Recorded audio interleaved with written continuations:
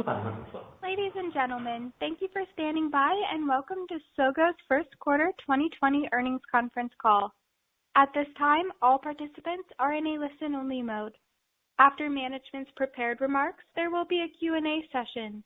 Today's conference call is being recorded, and if you have any objections, you may disconnect at this time. I would now like to turn the conference over to your host today, Jessie Zhang, Investor Relations Director of SOGO. Please go ahead. Hello, everyone, and thank you for joining SOGO's first quarter 2020 earnings conference call. On the call, our CEO, Xiaochuan Wang, and our CFO, Joe Zhou, will give an overview of the operations and the financial results. In line with our practice on the previous earnings conference calls, Xiaochuan's prepared remarks will be made in Xiaochuan's voice using personalized speech synthesis and style transfer learning technology, which was developed by the SOGO Voice Interaction Technology Center. Xiaochuan will join the Q&A portion of the call in person.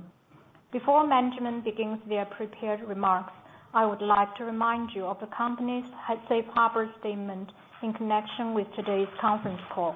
Except for the historical information contained herein, the matters discussed in this conference call are forward-looking statements. These statements are based on current plans, estimates, and projections, and therefore should not place undue reliance on them. Forward-looking statements involve inherent risks and uncertainties. We caution you that a number of important factors could cause actual results to differ materially from those containing any forward-looking statements. For more information about the potential risks and uncertainties, please refer to the company's filings with the Securities and Exchange Commission. With that, I will now turn the call over to our CEO, Xiaochuan Wang.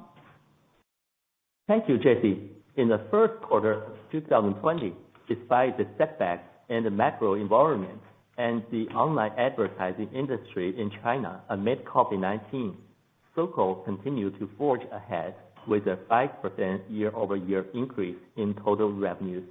Both our core search and mobile keyboard recorded new highs in the quarter, thanks to the surge of users' demand for reliable information and high efficiency during the pandemic.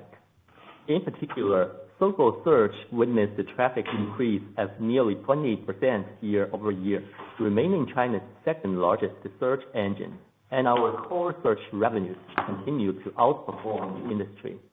Meanwhile, SOGO mobile keyboard further expanded its DAUs by 9% year-over-year to 482 million, reinforcing its position as the third largest Chinese mobile app in terms of DAUs, according to iResearch. Leveraging mobile keyboard, we continue to optimize recommendation service while also exploring new commercial opportunities for mobile keyboard with its user assets in the quarter. In addition, our smart hardware business maintained steady progress despite the pandemic. With the pandemic highlighting the importance of the internet industry, we took the opportunity to carry out an all-round upgrade across our core businesses, leveraging our leading AI technologies in the first quarter, and at the same time tap into new areas with high development potential. Specifically, we made further breakthroughs across our language-centric AI technology, showed out core competitiveness in voice, computer vision, machine translation, and Q&A, and continue to empower our core search, mobile keyboard, and smart hardware businesses in an effort to set a high threshold of technology advancement and product innovation in the industry. Taking our voice technology as an example, it has supported mobile keyboard's industry-leading voice recognition function and helped mobile keyboard evolve into an AI communication assistant. In addition to that, it has also allowed our smart hardware to establish a number of technology barriers, which contributed to the solid growth of our smart recording products in both sales and gross margin in the quarter against the general downtrend within the industry. Our Q&A technology is another good example, which has not only facilitated the upgrade of SOGO search platform, but also provided powerful technology integration to build up our AI healthcare platform that leverages search as a traffic gateway. Additionally, our exclusive vocational avatars and industry-leading simultaneous interpretation solutions continue to strengthen the influence of our AI technologies and brands in the quarter, paving the way for more applications in certain sectors. Now, let me walk you through each of our core businesses, including search, mobile keyboard, and smart hardware. In search, we continue to push upgrades by integrating our intelligent Q&A capability, moving beyond providing general information to offering valuable knowledge that best matches users' search intent. In the first quarter, we focused on optimizing our knowledge graph to improve our overall search quality. As a result, for our high-quality encyclopedia content leveraging knowledge graph, the click-through rate increased over 30% year-over-year. Meanwhile, writing on our content and services that we have accumulated in healthcare search, we have been proactively developing AI healthcare during the pandemic. As a result, at peak, healthcare search queries tripled year-over-year, and online healthcare consultation volume rose over 7-fold compared to the normal levels before the pandemic. Just a few examples of our initiatives in AI healthcare. Our AI-enabled symptom checker and intelligent Q&A robots have been able to save medical resources, especially in primary level health institutions, from handling massive and repetitive queries about the pandemic. In addition, we recently launched the world's first AI nutritionist jointly with China Nutrition Society, a nationwide nonprofit academic organization. Empowered by our knowledge computing and natural interaction technologies, the new service is able to provide personalized dietary guidance based on users' health conditions. Going forward, we will incorporate more cutting-edge AI technologies to transform our healthcare search to an accessible and reliable service platform for everyone. Turning to mobile keyboards, we are committed to evolving it into an AI communication assistant. For one thing, we further enhanced its AI input functions to support users in a more efficient and thoughtful way. For example, to meet the input needs of different user groups, we launched an array of AI-enabled handwriting functions in the quarter, including autocomplete, smart association, and hand-drawn emoticons. As a result, users for handwriting functions increased almost 30% year-over-year in the quarter. Meanwhile, we continue to upgrade Smart Wang and enabled it to better assist the users in various chats. For example, we rolled out popular AI-enabled emoticon functions, which can pop out all kinds of entertaining stickers and emojis on one click whenever users type, which significantly improved our user engagement and penetration. As of March, Smart Wang has been used 900 million times per week, and on a sequential basis, its per-person usage has increased to 200%. Moreover, mobile keyboards continued to maintain its position as China's largest voice recognition app. As of the end of March, its average daily voice requests more than doubled from a year ago, with a peak at 1.4 billion requests per day. In addition, as we continued to optimize our recommendation service that leverages mobile keyboards, we have also been expanding other use cases for mobile keyboards to better tap into the monetization potential of its user assets. On smart hardware, in the first quarter, we continued to upgrade AI offerings to further boost our product competitiveness and brand influence. Following the rollout of our industry-leading smart recorder in 2019, we expanded our product metrics by launching an app-scale recorder category in this March for more complex use cases. such as conferences and training. It successfully captured the interest of users with a number of pioneering and distinctive functions, such as transcription of the largest number of languages and dialects in the industry, mutual translation of the languages, industry's first AI-enabled noise reduction, auto-identification of speakers, auto-recognition of applause and laughter, and so on. Driven by this new high-end category, our recording products continue to outperform the industry and peers in the quarter, despite the dampening market during the pandemic, topping a few mainstream e-commerce platforms in sales and achieving gross margin expansion. Going forward, we will carve out more AI hardware categories, particularly mainstream hardware, that will further position our products as AI assistants to users. Finally, as we move ahead, we will continue to gear up our AI and big data-driven business upgrades to create more value to our users, establishing a more robust business that presents greater potential. In search, we expect to maintain steady development momentum in the quarters to come, while at the same time, we will strive to accelerate the growth of other businesses, expanding the contribution of mobile keyboard and smart hardware to our total revenues. Looking ahead, we expect the pandemic to continue to weigh in for a period of time. However, as we steadily implement our strategy and with all our efforts in place, we believe we will return to healthy growth post the pandemic once the external market normalizes. Most importantly, our long-term growth prospects remain intact. With that, I will now turn the call to Joe to go through our financials. Joe, please go ahead.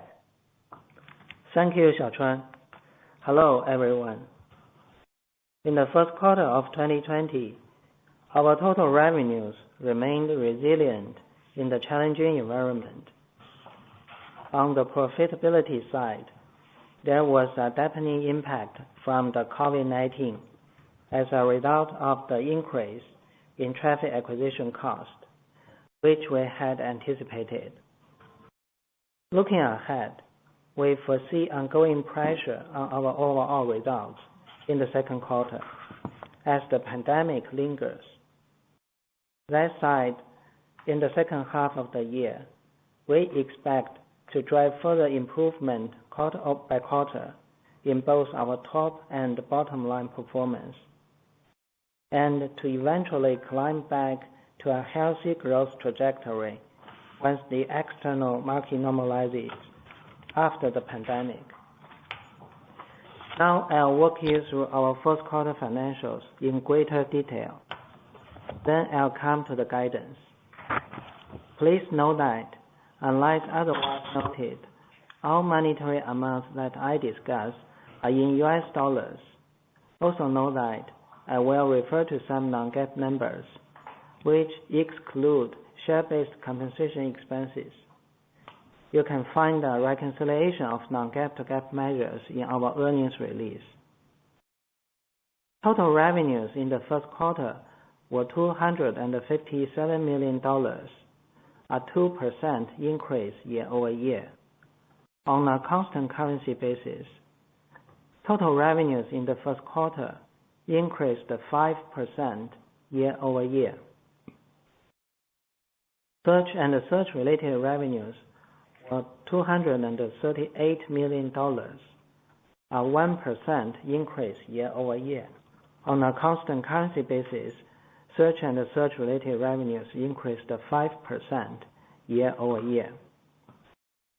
The increase was primarily due to the growth in auction-based pay-per-click services, which accounted for 91% of search and search-related revenues, compared to 87% in the corresponding period in 2019. Other revenues were $20 million, a 6% increase year-over-year. The increase was primarily due to increased revenues from sales of smart hardware products. Cost of revenues was $217 million, an 18% increase year-over-year. Traffic acquisition cost, our primary driver of cost of revenues, was $181 million, a 27% increase year-over-year, representing 71% of total revenues, compared to 57% in the corresponding period in 2019. The increase was driven by increased traffic acquisition as users confined to their homes spent more time online during the COVID-19 outbreak.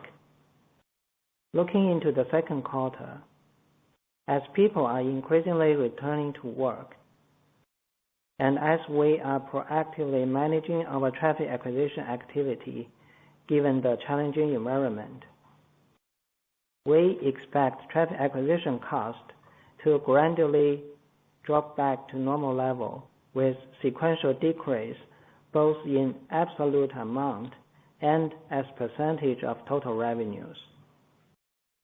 Gross profit and non-GAAP gross profit were both $40 million, both a 41% decrease year-over-year. Both GAAP and non-GAAP gross margin were 16%, compared to 27% a year ago. The decrease primarily resulted from the growth of traffic acquisition cost outpacing that of revenues.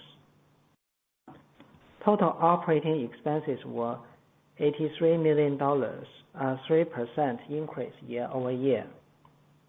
Research and development expenses were $47 million, a 15% increase year-over-year, representing 18% of total revenues, compared to 16% in the corresponding period in 2019. The increase was primarily attributable to an increase in personnel-related expenses. Sales and marketing expenses were $29 million, a 2% decrease year-over-year, representing 11% of total revenues, largely flat with the corresponding period in 2019. G&A expenses were $7 million, a 29% decrease year-over-year, representing 3% of total revenues, compared to 4% in the corresponding period in 2019. The decrease was primarily due to a decrease in expenses related to the company's non-core businesses. Operating loss was $42 million, compared to a loss of $12 million in the corresponding period in 2019. Non-GAAP operating loss was $42 million, compared to a loss of $11 million in the corresponding period in 2019.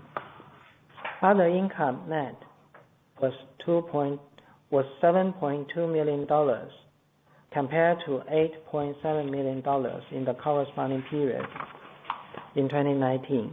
The decrease was primarily due to our charitable donations of $1.9 million associated with the COVID-19 outbreak. Income tax benefit was $1 million, compared to income tax benefit of $0.2 million in the corresponding period in 2019. Net loss attributable to SOGO was $32 million, compared to a net loss of $3.9 million in the corresponding period in 2019. Non-GAAP net loss attributable to SOGO was $31 million, compared to a net loss of $2.7 million in the corresponding period in 2019. Both GAAP and non-GAAP basic and diluted loss per ADS was 8 cents. As of March 31st, 2020, we had cash and cash equivalents and short-term investments of $1.2 billion, compared to $1.1 billion as of December 31st, 2019.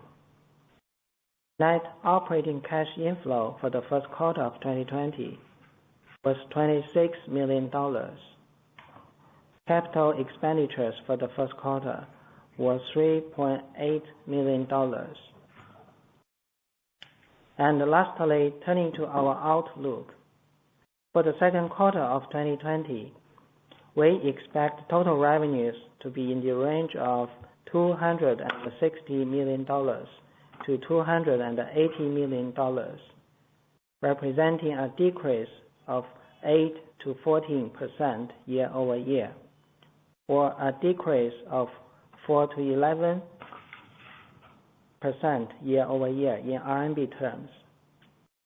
This near-term guidance takes into account the expected continued impact of the coronavirus outbreak and the resulting contraction of the Chinese economy, as well as other challenges in the macro environment and the online advertising industry. That side, on the bottom line, we expect our losses to narrow in the second quarter, as we anticipate traffic acquisition costs will decrease sequentially, and we will continue to stringently manage our costs and expenses. Please note that for the second quarter 2020 guidance, we have presumed an exchange rate of 7.07 to the dollar, as compared with the actual exchange rate of approximately 6.82 to the dollar for the second quarter of 2019, and 6.98 to the dollar for the first quarter of 2020. That concludes our prepared remarks. Thank you, Joe. Operator, we'd now like to open the call for questions. Thank you. We will now begin the question and answer session. To ask a question, you may press star then 1 on your touch-tone phone. If you are using a speakerphone, please pick up your handset before pressing the keys. To withdraw your question, please press star then 2. At this time, we will pause momentarily to assemble our roster. The first question today comes from Thomas Chong of Jefferies. Please go ahead. Hi, good evening. Thanks, management, for taking my questions. I have a question about the second half. Given the fact that our losses to be level in the Q1, in the second quarter, as traffic acquisition cost is trending down, how should we think about the second half advertising trend as coronavirus is gradually fading out, as well as our bottom line in terms of the profitability in the second half? That's my first question. And my second question is about the non-advertising business, in particular the smart hardware initiative. Can you talk about the long-term trend in terms of the profitability of this business, and how we should think about the timing in terms of the improving the fundamentals in second half and 2021? Thank you. Okay, I'll take the first question regarding the second half. So due to the pandemic, currently the visibility for the second half is not very high, but I can share with you some trend for the second half. So basically, for advertising revenue, it will improve quarter over quarter from Q2 to Q4. And for mobile keyboard, we have been working hard to unlock its monetization value. So we will continue to do that. So together with the continuous expansion of user and unlock the potential value of the mobile keyboard, so its revenue contribution will continue to expand during the second half. And as it is organic traffic, so most of the incremental revenue will go into profit. And for smart hardware, the sales growth will accelerate in the second half, driven by solid sales momentum for new models of our existing products, say Tmall Watch and the AI recorder, and as well as new products to be launched in the second half. So with the improvement on revenue side, for the profitability post the pandemic, our profitability will return to a meaningful profit level. So basically for search, with the search-related revenue grow quarter-over-quarter, and tech will be trending down in the second half. So the profitability for search-related business will improve. And with the incremental revenue and profit from the mobile keyboard, and with the acceleration of sales and the healthy gross margin of the smart hardware business, we will see strong growth of gross profit from the smart hardware business in the second half. And last but not least, we will remain stringent on cost and expense control and continue to improve our operating efficiency. So with all that, profitability will improve quarter-over-quarter, and in the second half, it will climb back to a meaningful profit level. Got it. Thank you, 赵总。就是说硬件的情况呢，硬件依然是我们的长期的战略。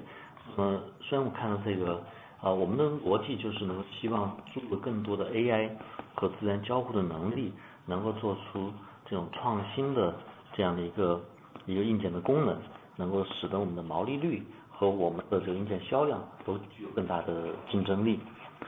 虽然像这个疫情这个产生之后，对于整个行业的硬件的销量都会有大的压力，但是看到我们这个二季度的这个硬件这个同比的增长也应该是加速到了超过 30%。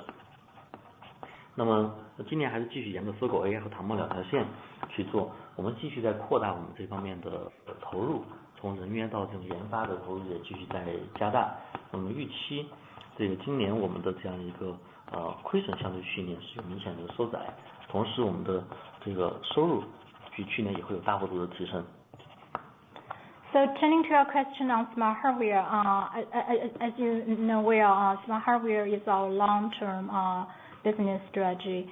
We're trying to facilitate AI-driven product integrate more natural interaction technologies to create higher threshold of technology barriers for competitors.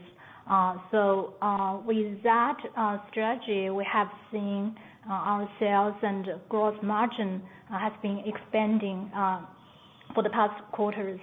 And if you look at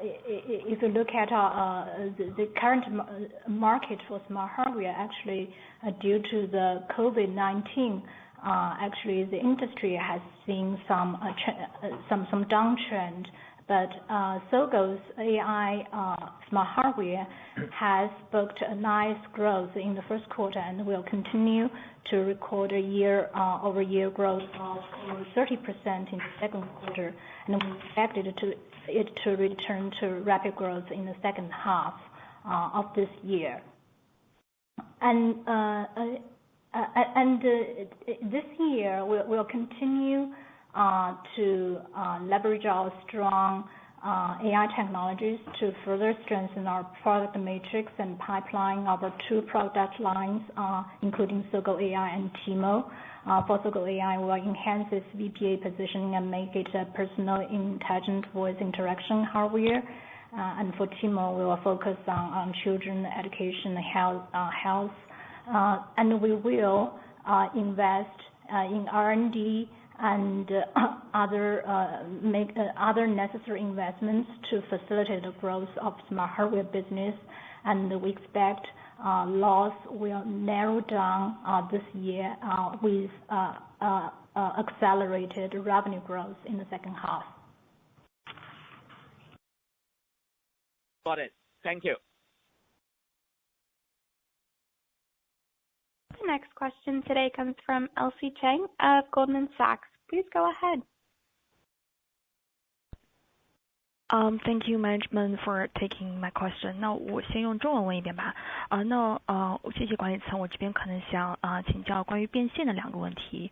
第一是关于我们对搜索流量的变现的想法，因为就除了整体搜索流量在这个季度增长20个点以外，就小川总刚也提到在医疗垂直领域的成绩，然后包括搜狗百科那边也有更高的 CTR， 所以我想请教一下管理层如何看待流量变现的问题，就能不能从短期的宏观因素对我们的影响或者长期的行业竞争角度分享一下搜狗流量变现的挑战和机遇。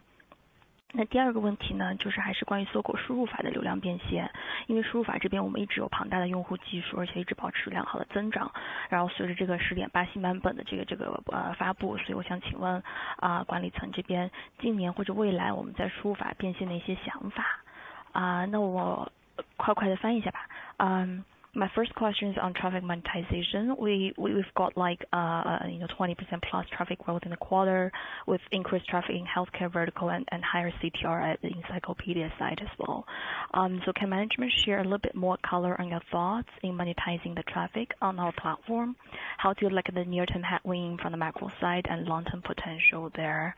And the second question is on the input method user monetization. We've got quite a large user base that's been growing healthily as well. Can you share some thoughts into the monetization outlook down the road? Thank you. 谢谢。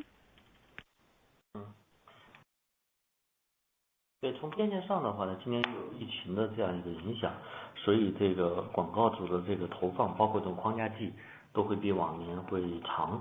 预期这样的一个恢复需要比较长的一个时间，可能在今年内才能够回归到一个正常的状态。那么如果从长远走的话，那么搜索如果能提高更好的变现，我们的这样一个策略是在搜索当中，我们会增加更多这种专业的知识的生产能力和知识的计算能力，就像这种最专业的这种百科，这方面我们有新的一些技术结构的设计，增加它的生产能力，会强调后面基于这种知识，在后面能够给出更加这种就不是泛泛的信息，而是更权威有价值的这样一些内容。就像在医疗里面，我们也刚刚在上线了我们的一个AI 的营养师，那么他在这里面能够给出更好的这种专业的知识意见。那么我认为这种专业知识意见所带来它的这种附加价值，这个对于后来广告价值也会有一定的影响。In terms of search monetization, I think because of the distraction of the COVID-19, apparently advertisers have scaled back their advertising budget, and for now it looks like we have to take more time to negotiate with advertisers for their annual framework agreement. And we expect advertising spend has a chance to normalize within this year if everything goes well. And for SOGO on search, we are actually trying to upgrade our search products and services with smart Q&A capabilities and move beyond information, providing information to offering valuable knowledge. And we focus on knowledge, generation and knowledge computing to bring more valuable added services to our users. For example, recently we launched our AI nutritionist, and empowered by our knowledge computing and natural interaction technologies, this new service is able to provide personalized dietary guidance based on users' health condition. And this is some kind of value-added services to users that we can actually, roll out to advertisers for monetization potential. 那么可以再多补一句，就是这样一种能力的话呢，一方面这个是可以去吸引广告主，甚至如果我们认为这个工作足够到位有影响力的话呢，甚至可以开始向用户进行直接的收费，使得搜索流量更好的一个变现。With more knowledge embedded in our search results, it's actually going to attract an increasing number of advertisers, and also if it is influential enough, we can actually charge users directly. 那说输入法我们大的这样一个基础的思考，就是能够输入法能够做到更多的个性化的推荐服务。现在像这种智能的网载，咱们可以看到这个包括这个 DAU 的上升，智能网载推荐服务也在上升，这是有助于我们在后面能够做好更好的推荐的这样一个价值。同时的话呢，我们在这种推荐服务也涉及到了电商导购、表情的推荐，在今年的这个规划当中。因此这样的话呢，连接用户商家，疫情后就会能够开始看到更大的成长空间。那从数量上的话呢，我们现在这个收入规模已经占整体达到了这个叫做 mid to high single digital。那么在未来的话呢，是会有个 meaningful 的这样一个水平，应该在今年年底之前吧。Turning to the monetization of mobile keyboard, I think our strategy is always that we will further grow our user base and explore more use cases to accelerate the monetization progress. And in the past, we have rolled out recommendation series. We have steadily drive it forward with our optimized big data capabilities that better support targeted recommendation. And it's expected to maintain steady growth momentum. And we are also tapping into the potential of more value-added services such as e-commerce, shopping guides, and emoji service to better connect customers and merchants. And we expect great growth room for mobile keyboard. Now, mobile keyboard contributed to mid to high single digits of our total revenues, and we expect it to grow to a meaningful level within this year. 好的，谢谢 ，Thank you. The next question comes from Alex Yao of JP Morgan. Please go ahead. Thank you, management, for taking the question. My first question is about the second quarter guidance. Can you break out the guidance for advertising revenue and non-ads revenue, particularly for the ads revenue? Is the weakness in the advertising revenue growth rate more reflective of a traffic weakness or demand weakness? If it's the issue is more on the demand side, can you help us understand where do you see the weakest demand at the moment? Is it more from the multinational companies or more from non-performance of brand ads budget? Any color would be helpful. Thank you. Okay, I'll take the first question. So for Q2 guidance, in RMB term, our guidance indicates an 8% year-over-year decline on midpoint. So the decline was mainly due to the negative impact of the pandemic on search-related revenues. For smart hardware, it will continue to have a strong year-over-year growth, mainly driven by our AI recorder. So for the search-related revenue, the year-over-year decline is mainly due to the weak demand. So the pandemic hit all the sectors. So basically, for those rising sectors during the Q1, so it started to normalize in Q2 as people are increasingly returning to work.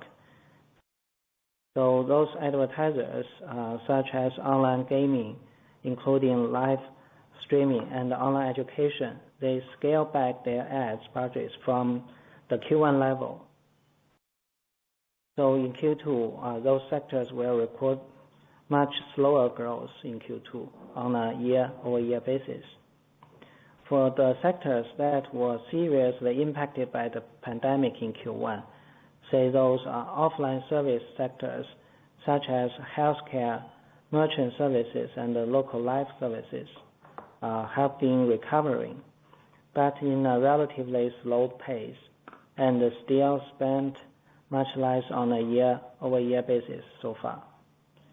So for e-commerce,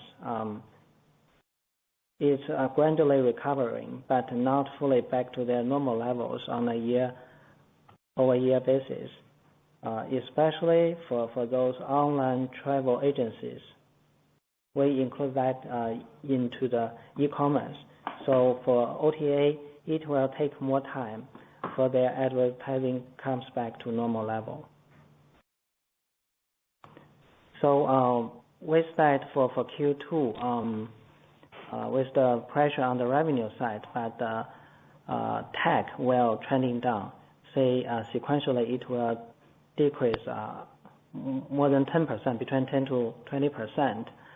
So we will narrow down our loss from 220 million RMB in Q1 to basically around 50 million RMB loss in Q2.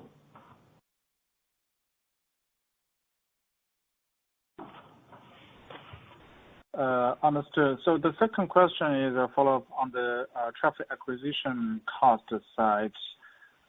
Is the traffic acquisition payout mechanism largely based on the number of search queries generated within the third-party browsers, meaning the more traffic query, the more you need to pay them regardless of your monetization level?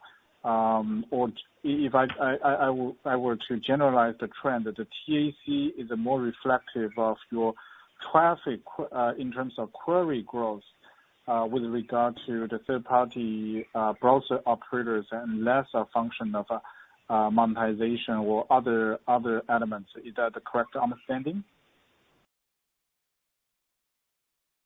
Yeah. So the traffic increased roughly 20% due to the pandemic. Say people staying at home and they have more time to go online, search for those information.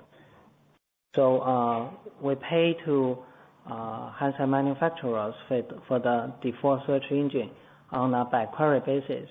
So we'll pay them based on the number of queries multiplied by the fixed unit price.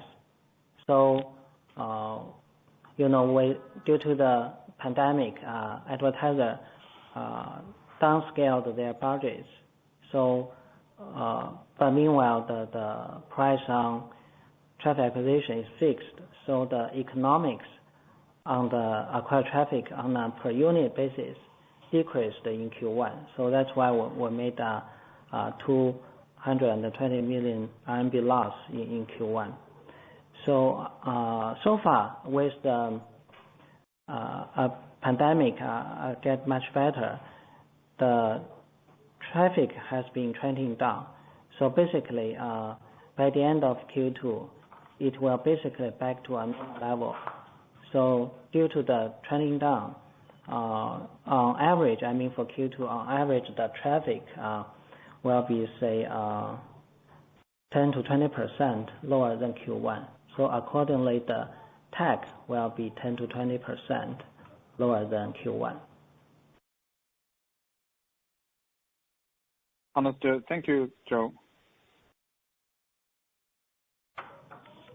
The next question today comes from Natalie Wu of CICC. Please go ahead.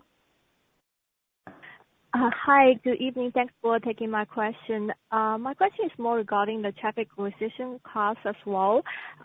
So Joe, you've mentioned that 20% growth is coming from traffic growth in the first quarter.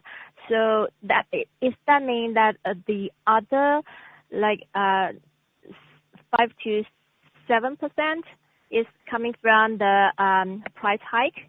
So just wondering, can we assume a similar price hike growth coming into the second half of this year?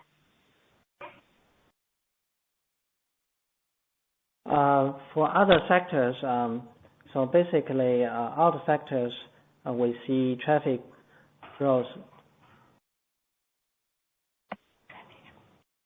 Sorry? We see the traffic increase for all the channels, organic and Tencent, and also acquired traffic. So for the acquired traffic, yes. Yeah.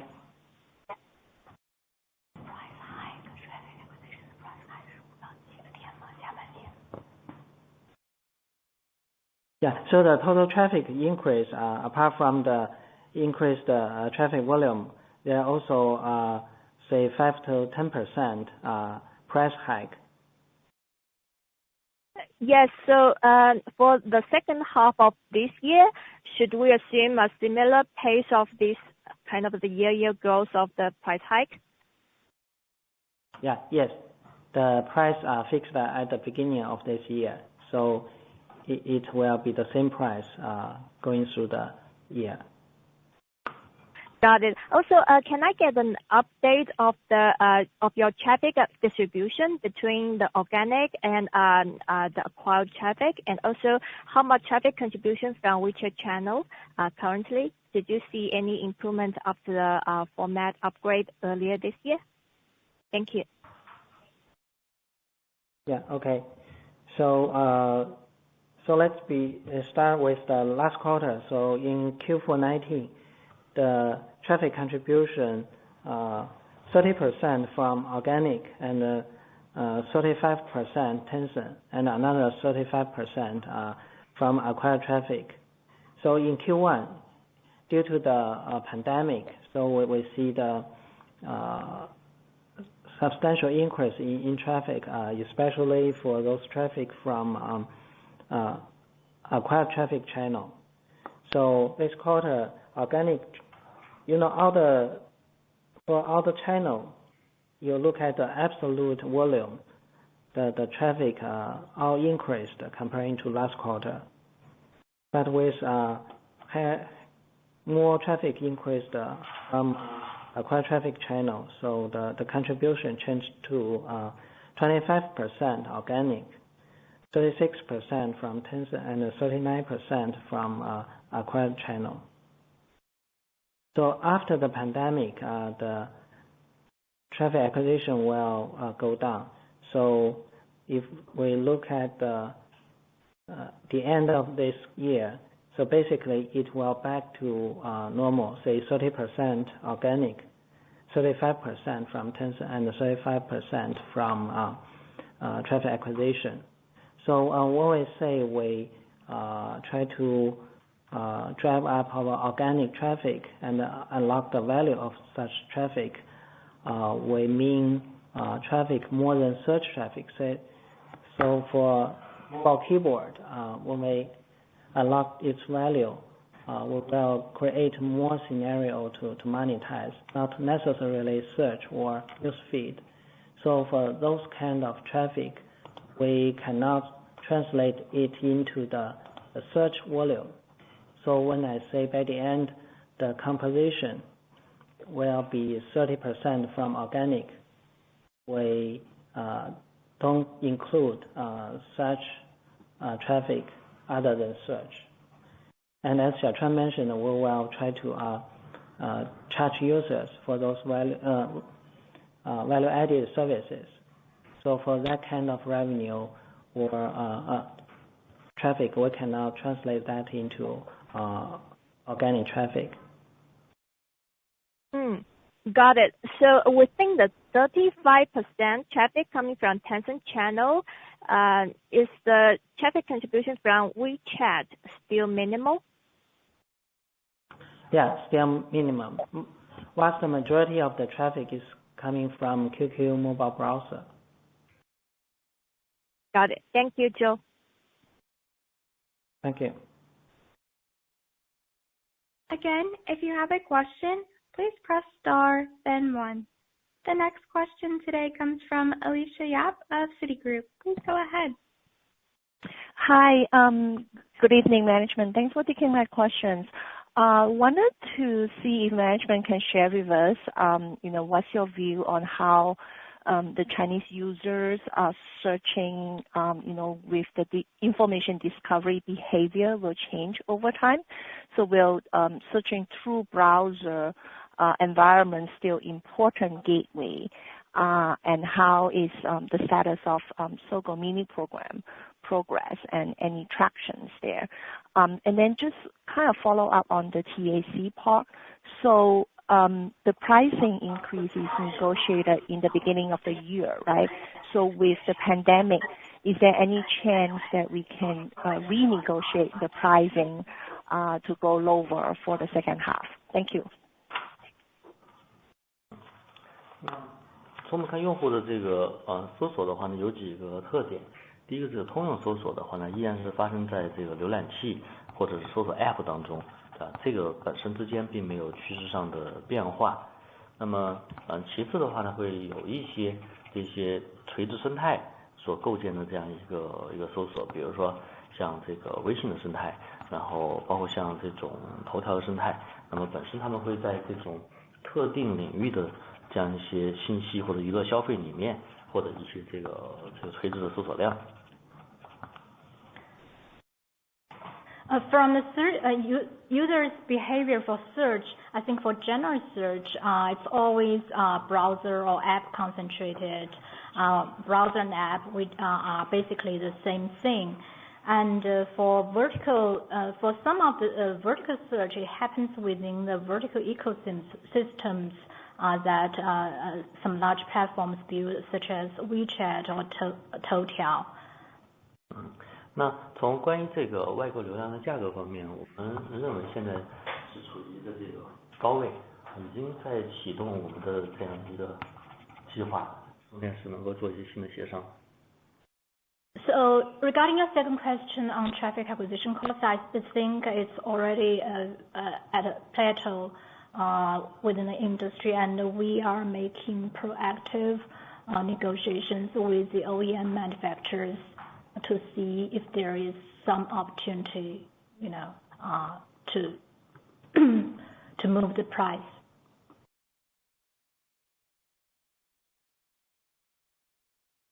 Thank you. This concludes our question and answer session. I would like to turn the conference back over to Jessie Zheng for any closing remarks.